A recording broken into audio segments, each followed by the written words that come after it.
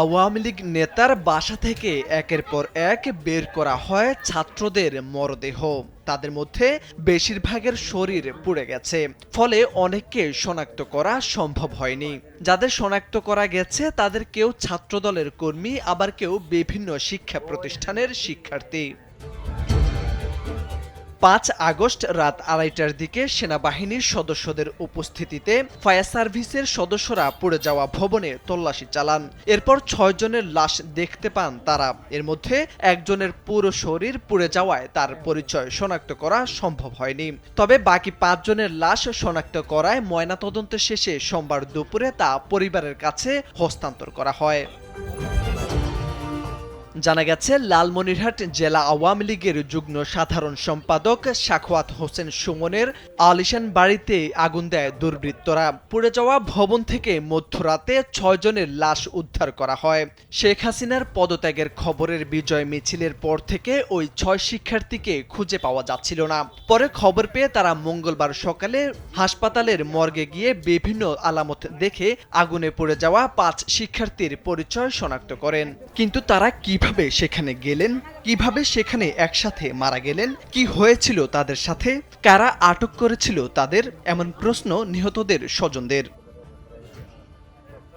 নিহতরা হলেন লালমনিরহাট পৌরসভার হাড়িভাঙ্গা এলাকার বাসিন্দা ও জেলা যুবদলের সাবেক সভাপতির ছেলে অনার্স পড়ুয়া শিক্ষার্থী তন্ময় মিয়া, পৌরসভার নবীনগর এলাকার এইচএসসি প্রথম বর্ষের শিক্ষার্থী জনি মিয়া, আদিতমারী উপজেলার খাতাপাড়া এলাকার এইচএসসি প্রথম বর্ষের শিক্ষার্থী শ্রাবণ, পার্শ্ববর্তী কুড়িগ্রাম জেলার ফুলবাড়ী উপজেলার বড়ইপাড়া গ্রামের এইচএসসি পাস রাদিফ হোসেন রুশ, একই জেলার রাজারহাট উপজেলার জয়কুমার গ্রামের এইচএসসি প্রথম বর্ষের শিক্ষার্থী রাজিবুল করিম। বাকি একজনের পুরো শরীর পুড়ে যাওয়ায় তার পরিচয় শনাক্ত হয়নি। তবে ধারণা করা হয় সে শহরের ফাকল পুলিশ লাইন্স স্কুলের শিক্ষার্থী ছিলেন।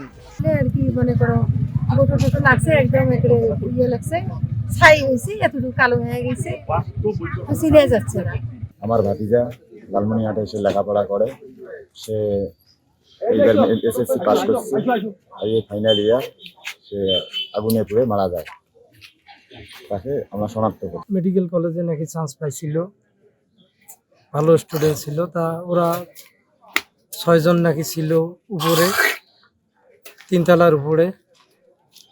কিভাবে আগুন লাগছে আমি জানি না। নিহতদের পরিবারের লোকজন জানান, বিজয় মিছিলের পর থেকে ওই ৬ শিক্ষার্থী নিখোঁজ ছিল। পরে খবর পেয়ে তারা মঙ্গলবার সকালে হাসপাতালের মর্গে গিয়ে বিভিন্ন আলামত দেখে আগুনে পুড়ে যাওয়া ৫ শিক্ষার্থীর পরিচয় শনাক্ত করেন। তবে কিভাবে তারা মারা গেছেন সেটির সঠিক কোনো তথ্য কেউ বলতে পারেননি। ধারণা করা হচ্ছে আগুনে পুড়েই সবাই মারা গেছেন। লালমনিরহাট সদর থানার ওসি ওমর ফারুক জানান, আগুনে পুড়ে যাওয়া ৬ মরদেহ উদ্ধার করে মর্গে পাঠানো হয়েছে।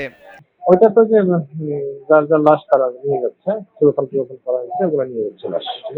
সোমবার বৈষম্য বিরোধী ছাত্র আন্দোলনের গণভবন অভিমুখে যাত্রা কর্মসূচিকে ঘিরে উত্তেজনার মধ্যে প্রধানমন্ত্রীর পদ থেকে ইস্তফা দিয়ে দেশ ছাড়েন শেখ হাসিনা।